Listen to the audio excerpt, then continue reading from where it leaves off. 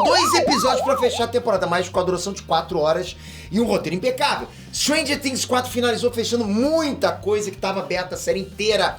Então vem comigo pra ver no detalhe tudo que aconteceu com a Max, com a 11, a morte do Ed, enfim. Vamos comentar tudo com muito spoiler, vamos lá.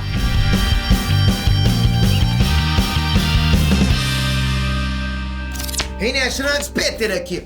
Stranger Things 4 foi uma verdadeira montanha russa de emoções, né? Pra cima e pra baixo, principalmente nos capítulos finais, não é? Mas agora com a cabeça um pouquinho mais no lugar, bora analisar tudo de importante que aconteceu, os significados das coisas, sabe? E o que a gente pode esperar pro futuro. Lógico, esperar pro passado não dá. Então, sem enrolação, capricha nesse like aqui e comenta o que você achou dessa obra como um todo.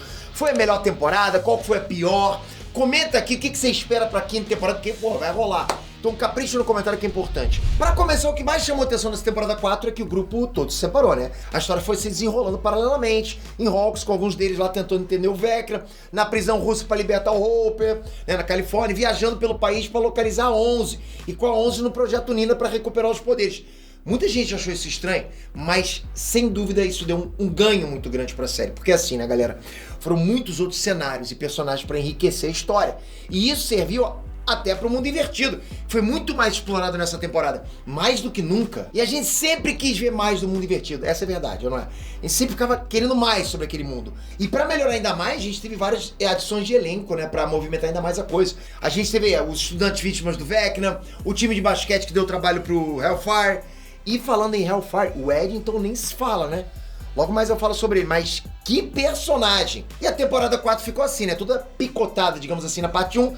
E a parte 2 veio desembolando tudo e serviu pra unir todo mundo de volta. Isso foi maneiro. A mensagem geral que me passou é que juntos eles são mais fortes. Concorda? E também que, mesmo que separados, né? Eles agem sempre pensando no grupo. Reparou nisso? Sempre pensando no grupo. Por exemplo, quando o Hopper e a Joyce decidiram voltar pra prisão que eles tinham acabado de fugir, só para detonar com os Demogorgons e tentar ajudar as crianças em Hawkins. Ou então quando a 11 não tinha tempo de chegar em Hawkins e entrou na mente da Max à distância.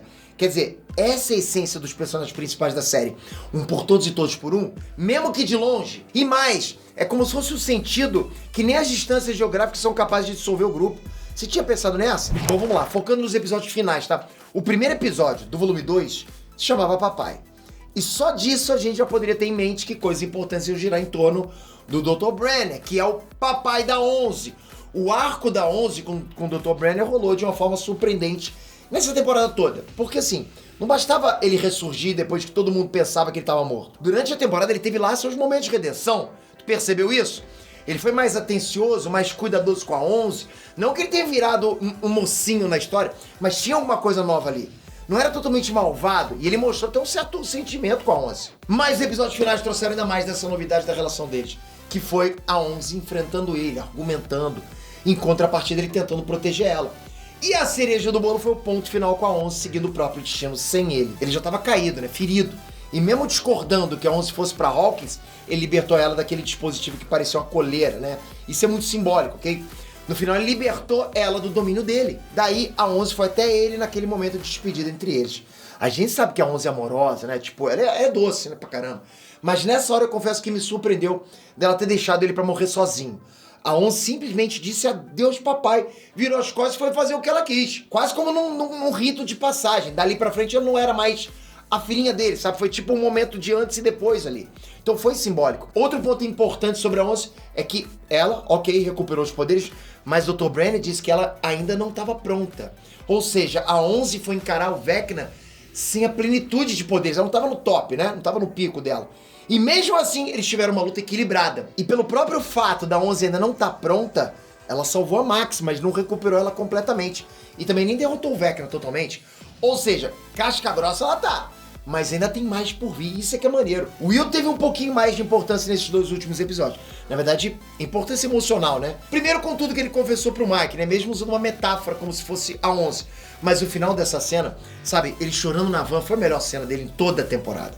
E detalhe é que o irmão dele, o Jonathan, percebeu. Isso levou para mais um momento importante do Will, que foi a aproximação entre ele e o Jonathan lá na pizzaria. A série não abriu totalmente o assunto do Will se assumir, mas já abriu o caminho nessas 2 cenas. Então pode ser uma coisa que seja mais trabalhada na quinta temporada também. Falando em emocional, o Dustin se transformou nos 2 últimos episódios. Ele deixou de ser o carinha que fala palavrão e faz coisas engraçadas E brilhou na cena final do Ed. E também quando ele contou pro tio do Ed que ele morreu como herói. Ali, eu também notei, tipo, um amadurecimento do personagem. É um personagem, tipo, crescendo. E talvez isso vai se manter lá pra frente. Espero que sim. O Mike também teve um momento dele de mais relevância nos episódios 7 e 8. Mas, como sempre, totalmente focado na 11. O Lucas brilhou, né, principalmente nas cenas de proteger a Max. Ali foi o momento dele na série inteira. E pra minha surpresa, até o Ardilha acabou ganhando espaço ali nos episódios finais, né? Que até então tava concentrado só alívio cômico nele. Mas no final das contas ele foi decisivo no plano pra providenciar ajuda pra Max. O namoro do Jonathan e da Nancy tá fadado a acabar. Isso tá mais claro do que água, né? Tipo, eles não têm mais conexão, conversam como estranho lá o tempo todo, né? Ficam escondendo coisas um do outro. Já era. Tudo indica que o namoro deles termina e a Nancy fica de vez com o Steve. E aí, tu shippou esse casal na temporada 4?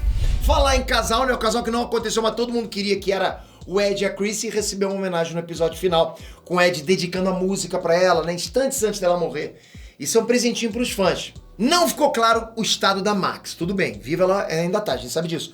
Mas fica a dúvida se a série vai manter ela em coma um tempo. Será que ela resiste ou ela morre na próxima temporada? Será que ela sobrevive e fica cega? Ou pior, será que esse coma dela quer dizer que de algum modo ela tá no mundo invertido?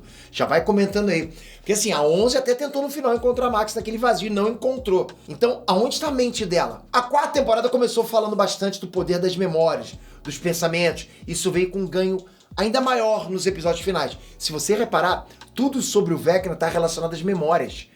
Que é ali que ele age, né? E pra vencer ele, a Max descobriu que precisa utilizar das memórias boas. E é nessas memórias boas que a 11 consegue entrar na mente do Max e ajudar, mesmo sem estar perto dela. A luta com o Vecna rolou na lembrança do baile da escola, que foi o cenário em que a Max foi mais feliz, né? Tipo, ela ficou muito feliz, né? Aquela memória foi uma memória muito boa pra ela. E por isso ela foi se esconder lá. Da mesma forma, a 11 perdeu os poderes e recuperou os poderes. Também pela busca das memórias. Esse é um fio que o roteiro trabalhou muito bem no desenvolvimento. Achei top demais isso. O Vecna tá ferido, mas não tá morto. Então, com certeza, vem mais Vecna aí na 5ª temporada. E com certeza também a gente pode esperar mais Demogorgon e Devorador de Mentes. Até porque a série já deixou pontas soltas sobre ele aí. Então isso precisa ser remendado na próxima temporada. Principalmente mostrando que o Vecna, quando era criança, né, que era o Peter Krill, ele desenhou o Devorador de Mentes. E depois, nos episódios finais, mostrou ele vendo o Devorador de Mentes no mundo invertido. Aí ficou uma coisa mal explicada. Ele criou o Devorador de Mentes, ou o Devorador de Mentes tornou ele mais poderoso? A gente pode fazer um vídeo só com teorias do mundo invertido se você quiser. Já vai comentando aqui. Vamos lá, voltando pro Vecna e o Devorador, tá? Se a gente puxar pela memória, no volume 1 dessa temporada, o próprio Dustin chegou à conclusão de que o Vecna era um general 5 estrelas. Então, com certeza, o Big Boss, o Devorador de Mente, vem pra botar pra quebrar na temporada final. Porque a porta foi aberta pela temporada 4, entendeu? Foi uma ponta solta, a gente tem que esperar isso na 5ª. Ainda seguindo aqui no assunto do Vecna, o final do último episódio deixou muito nítido que o Will sente o Vecna. E sempre sentiu, desde que ele foi pro mundo invertido na 1ª temporada. Agora, jovens mancebas e mancebos, podem apostar que isso não é à toa, eu falo pra vocês. Sementinhas plantadas vão florescer mais pra frente. Ou o Will vai ser usado de alarme, já que ele tem uma conexão com o Vecna, ou o Will vai ser usado pelo Vecna quando ele se recuperar. Vai anotando essas possibilidades, depois você me cobra. E sobre a morte do Ed, né, vamos lá. É impressionante como a série conseguiu fazer a gente gostar do Ed de cara. Todo mundo adorou o personagem, isso tudo já tinha um propósito, que era fazer a gente sofrer com a morte dele no final. Mas o mais importante é ver o fenômeno que a série conseguiu, que foi inserir um personagem novo e fazer a perda dele ser tão importante quanto a de um personagem antigo. A gente sofreu com a perda de um personagem que é novo. Então a gente não pode nem falar, os caras não tiveram coragem de matar personagem antigo. Não importa, o impacto foi tão grande quanto. Porque foram dois ali morrendo no mesmo dia, a Max e o Ed. E não dava pra saber em qual a gente ficava mais sentido de perder. Pelo menos a Max teve uma chance com a 11. Mas a perda do Ed, galera, foi uma baita cartada do roteiro. Ainda mais sacrificando daquela forma, heroicamente, desistindo de sair do mundo invertido e ir lá ganhar tempo pro plano dar certo. O cara foi um herói. Eu não queria que ele morresse, mas eu entendo que isso era importante pro personagem, pra narrativa, pra dar peso pra narrativa. As últimas palavras dele vieram amarrando as primeiras falas dele sobre ser o ano dele, né? De pedir pro Dustin cuidar das ovelhinhas, ou seja, dar continuidade ao Hellfire, sobre sempre fugir, sabe? Sobre ser herói. Enfim, fechou o ciclo, exatamente. Por isso que eu falo, teve importância pra narrativa. E o final deixa mais especial a morte do Ed, porque a cidade ainda continuava odiando ele. E ele virou uma espécie de herói oculto, né? Todo mundo ali tava vivo ainda porque ele sacrificou. Isso vai ficar guardado entre a família e os amigos dele. E a cidade de Hawkins é um personagem Stranger Things também, isso é inegável. E agora, depois de 4 badaladas e as 4 vítimas e os 4 portais, como Vecna prometeu, Hawkins caiu.